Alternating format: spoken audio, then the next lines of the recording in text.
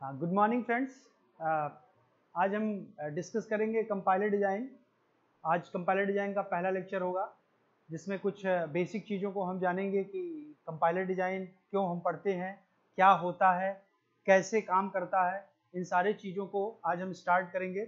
तो बेसिकली जो आपका कंपाइलर डिज़ाइन का सिलेबस है 5 यूनिट में डिवाइड है, जिसमें डिफरेंट डिफरेंट फेजेज के बारे में हम जो कंपाइलर में डिफरेंट 6 फेजेज होते हैं उन सारे को हम एक एक यूनिट में 1 बाय 1 करके डिस्कस करेंगे। उसको अभी हम देखेंगे कि कैसे कौन कौन से फेजेज होते हैं और कौन से फेजेज का क्या काम होता है।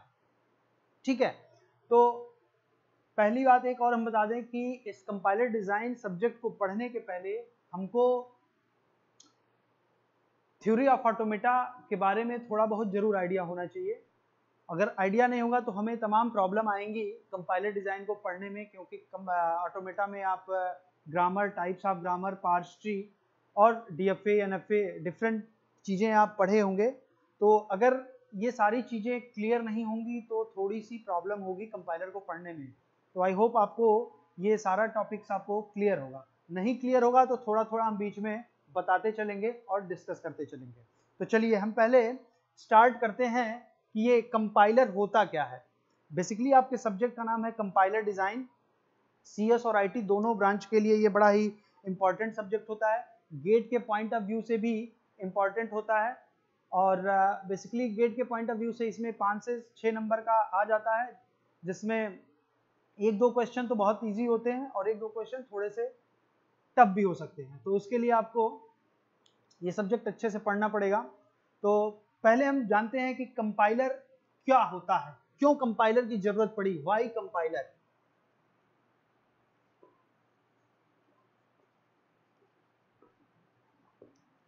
पहली चीज है वाई कंपाइलर।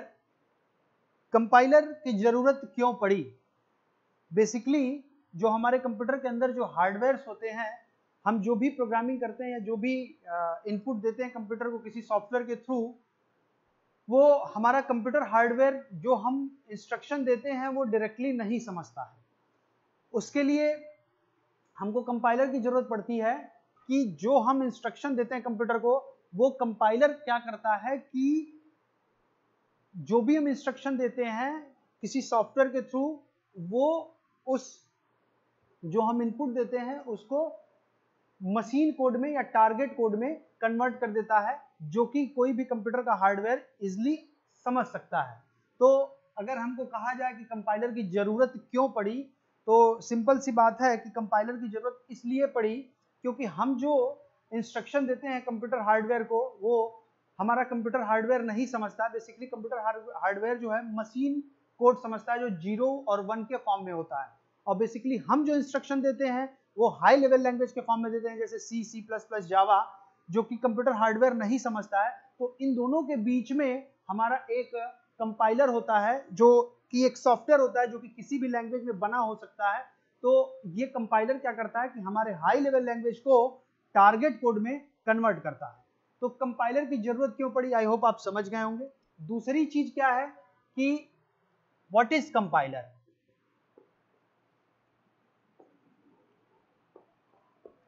फर्स्ट था कि वाई कंपाइलर, सेकंड है आपका व्हाट इज कंपाइलर। तो कंपाइलर क्या होता है? बेसिकली कंपाइलर जानने के पहले हम जान लें कि ट्रांसलेटर क्या होता है।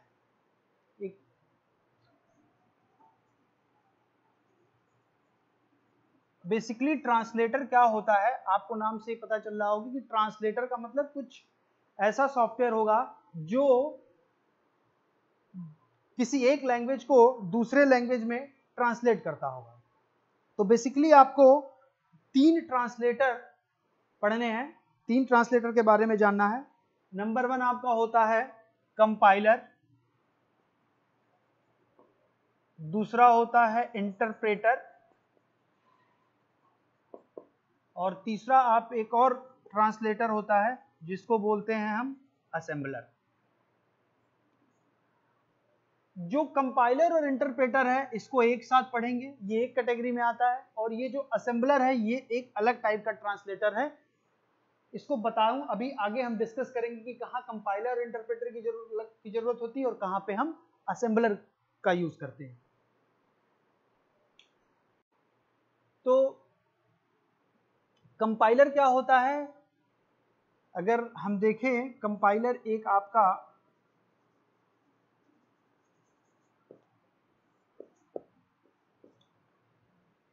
आपका सॉफ्टवेयर होता है जो किसी हाई लेवल लैंग्वेज या फिर कह सकते हैं हम सोर्स कोड को किस में कन्वर्ट करता है, लो लेवल लैंग्वेज में, या फिर सोर्स कोड को किस में कन्वर्ट करता है, टारगेट कोड में। अब ये हाई लेवल लैंग्वेज क्या होता है और लो लेवल लैंग्वेज क्या होता है, इसकी बात करते हैं। हाई लेवल लैंग्वेज वो लैंग्वेज होती है जो हम आप समझते हैं, बोलते हैं, जिसको हम यूज करते हैं, जो डिफरेंट प्रोग्रामिंग लैंग्वेजेस हम यूज करते हैं, C++, जावा में जो कोडिंग करते हैं वो हम हाई लेवल लैंग्वेज में करते हैं। और लो लेवल लैंग्वेज में क्या होता है, जो आपकी मशीन कोड होते हैं या फिर कभी कभी हम असेंबली कोड को भी लो लेवल लैंग्वेज की कैटेगरी में रखते हैं।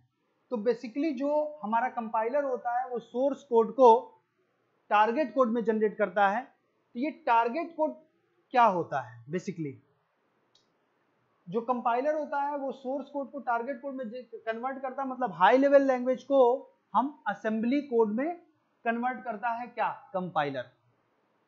ठीक, फिर जो असेंबली कोड जनरेट करता है कंपाइलर, वो फिर असेंबलर को एज ए इनपुट मिलता है और असेंबलर फिर क्या करता है, उस असेंबली लैंग्वेज को मशीन लैंग्वेज में कन्वर्ट करता है। वो कैसे होता है हम लैंग्वेज प्रोसेसिंग सिस्टम में आगे हम देखेंगे कि कैसे पूरा प्रोसेस होता है। ठीक है, तो कंपाइलर बेसिकली हो गया। अब आपको देखेंगे इंटरप्रेटर क्या होता है। इंटरप्रेटर भी वही काम करता है जो कंपाइलर करता है, बट थोड़ा सा डिफरेंस ये है कि कंपाइलर क्या करता है कि, अच्छा एक चीज और, कंपाइलर और इंटरप्रेटर हाई लेवल लैंग्वेज को या सोर्स कोड को टारगेट कोड में तो कन्वर्ट करते ही हैं, साथ ही साथ एरर को भी फाइंड आउट करते हैं। अगर एरर है तो उसको भी डिटेक्ट करके बताते हैं। लेकिन कंपाइलर और इंटरप्रेटर में थोड़ा सा डिफरेंस होता है, और वो क्या होता है, कंपाइलर क्या करता है कि कंप्लीट होल प्रोग्राम को एक बार में पूरा कंपाइल करता है और फिर एरर को बताता है।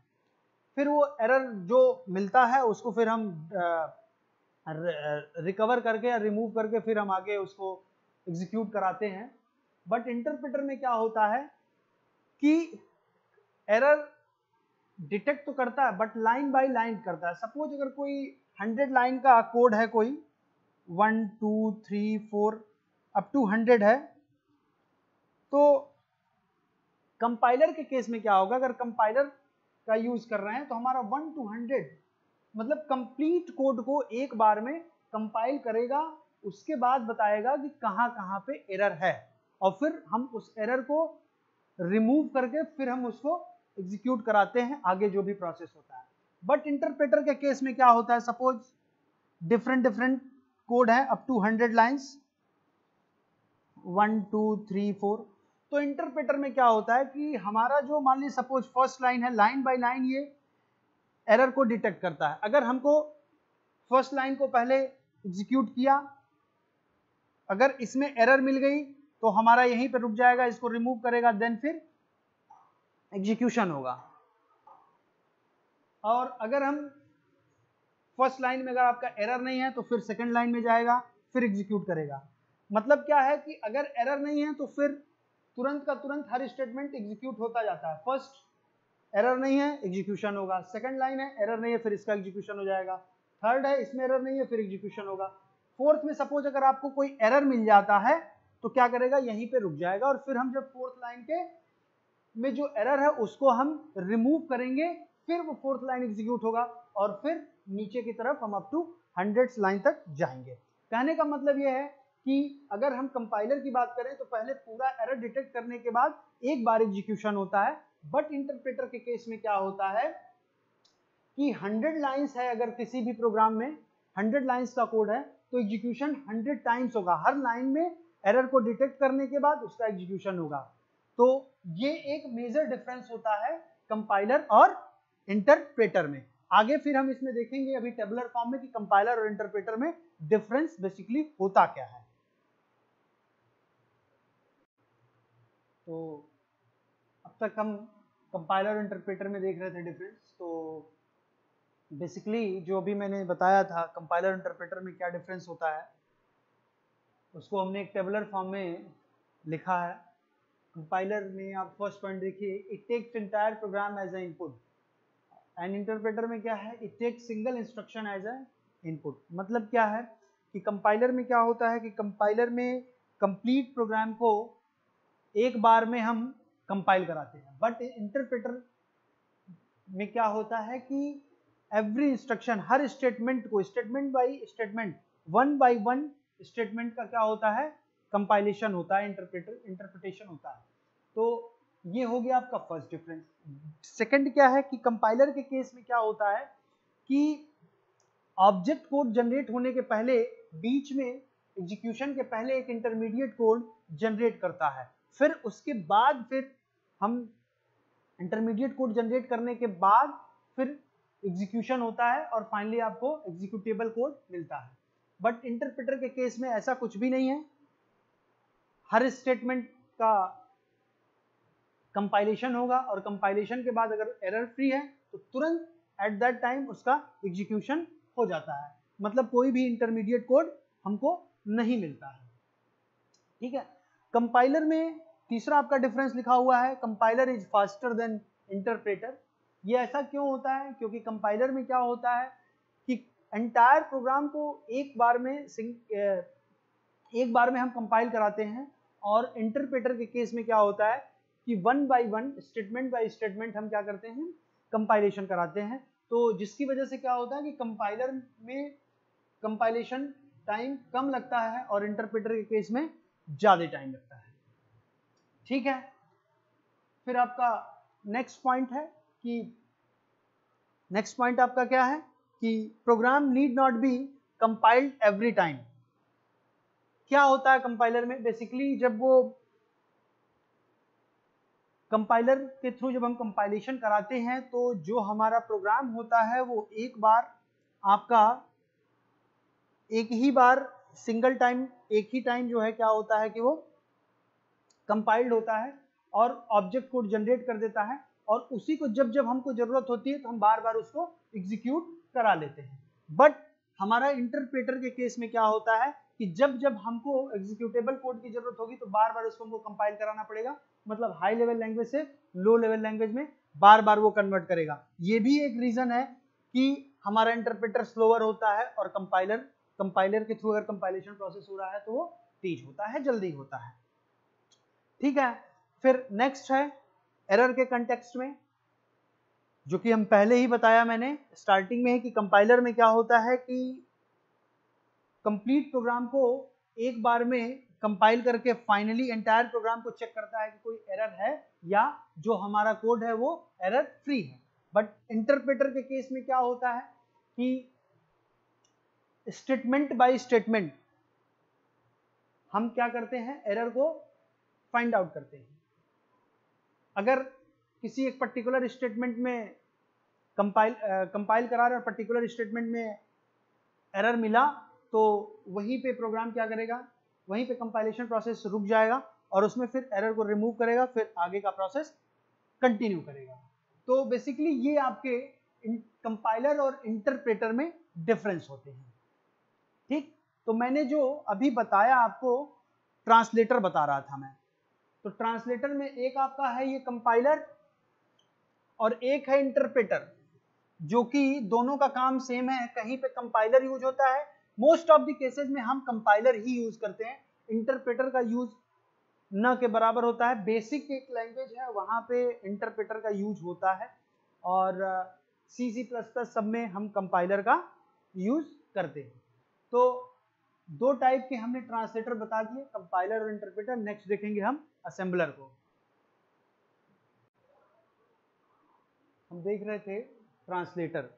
ट्रांसलेटर में बेसिकली ट्रांसलेटर में एक कंपाइलर, इंटरप्रेटर एंड असेंबलर था। कंपाइलर के बारे में हम डिस्कस कर लिए, इंटरप्रेटर के बारे में भी हम लोगों ने डिस्कस कर लिया। अब बात करनी है हमको असेंबलर की। असेंबलर क्या होता है? बेसिकली असेंबलर भी एक टाइप का ट्रांसलेटर होता है जो assembly code as an input लेता है और finally machine code as an object as an output produce करता है। अब ये असेंबली कोड कहाँ से आता है? कहाँ से इसको मिलता है एज एन इनपुट? तो बेसिकली जो असेंबलर होता है,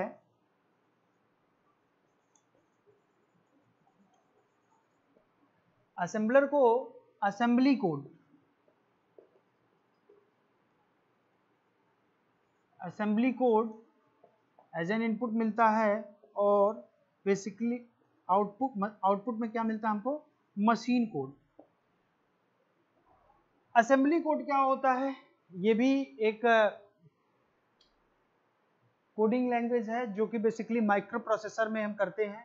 कंप्यूटर ऑर्गेनाइजेशन में आप लोग पढ़े होंगे और माइक्रो प्रोसेसर में भी पढ़े होंगे। माइक्रो प्रोसेसर में पूरी असेंबली की कोडिंग है जिसको आप पढ़े होंगे कैसे होती हैं। कुछ इंस्ट्रक्शन होते हैं जिसके थ्रू हम कोडिंग करते हैं। सर रुकिए, क्या है? तो असेंबलर क्या करता है? Assembly code as an input लेता है और मशीन कोड जो कि हमारा 0 और 1 के फॉर्म में होता है मशीन कोड, वो फाइनली एज एन आउटपुट देता है। असेंबली कोड में क्या होते हैं? कुछ निमोनिक्स कोड यूज होते हैं, move, mul, sub, add, load, LD, store, ST, ये सब क्या है? असेंबली कोड में यूज होते हैं जो कि आप माइक्रो प्रोसेसर और थोड़ा बहुत कंप्यूटर ऑर्गेनाइजेशन में पढ़े होंगे। खैर इसके बारे में हमको नहीं डिस्कस करना है। तो असेंबलर क्या होता है? असेंबलर पहले जो कंपाइलर होता है सोर्स कोड को, मतलब जो कि हम हाई लेवल लैंग्वेज में लिखा रहता है, उसको टारगेट कोड में कन्वर्ट करता है। ट्रांसलेटर होता है, ट्रांसलेट करता है, मतलब असेंबली कोड जनरेट करता है और फिर वही असेंबली कोड असेंबलर को एज एन इनपुट मिलता है और फिर वही असेंबलर क्या करता है? उस असेंबली कोड को मशीन कोड में जनरेट कर देता है जो कि 0 1 के फॉर्म में होता है। और ये 0 और 1 के जो होता है इसके फॉर्म में कंप्यूटर हार्डवेयर इंस्ट्रक्शंस को समझता है।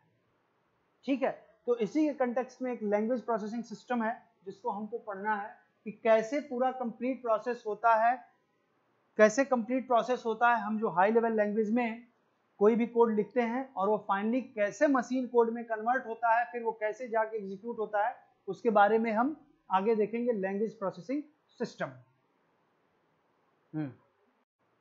तो नेक्स्ट टॉपिक है आपका लैंग्वेज प्रोसेसिंग सिस्टम। क्या होता है लैंग्वेज प्रोसेसिंग सिस्टम? बेसिकली ये पूरे प्रोसेस के स्टेप बाय स्टेप हैं जिसमें प्री प्रोसेसर है, कंपाइलर है, असेंबलर है, लिंकर लोडर है।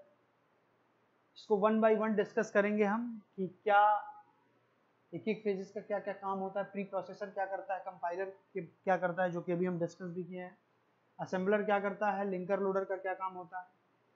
तो बेसिकली जो इसमें फर्स्ट थिंग होती है प्री प्रोसेसर। क्या होता है?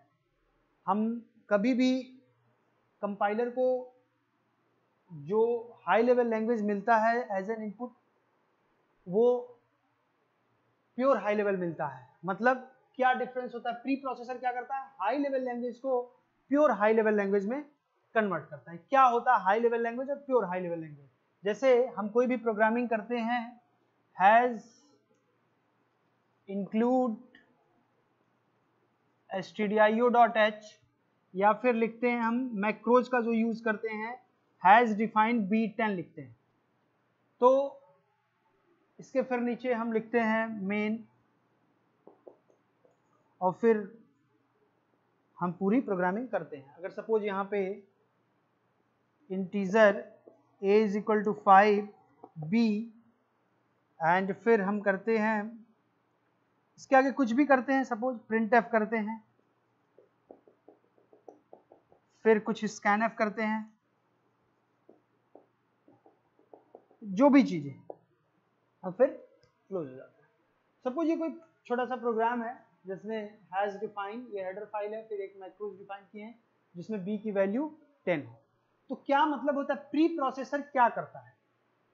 ये हमारा जो कोड है, ये जो मेरा प्रोग्राम है, प्री प्रोसेसर क्या करेगा कि ये हैज इंक्लूड stdio.h क्यों यूज करते हैं? बेसिकली एक लाइब्रेरी है ये, और printf scanf का मतलब क्या होता है ये यहीं से समझता है। printf का मतलब प्रिंट करना है, तो वो कहां से समझेगा? वो इस हेडर फाइल में, इस लाइब्रेरी फंक्शन में इसकी क्या printf लिखने के बाद क्या करना वो यहाँ पे स्टोर रहता है, तो यहाँ से समझ लेता है। तो अगर जब हमको प्री प्रोसेसर क्या करेगा कि इस हैज इंक्लूड stdio.h है, printf और scanf का मतलब क्या है, क्या करना है वो समझ लेता है, तो ये हम इसको हटा सकते हैं। इसी तरह से अगर हम बात करें हैज डिफाइंड b10, क्या मतलब है, इसका मतलब ये है कि b की वैल्यू 10 है, 10 असाइन की जा रही है।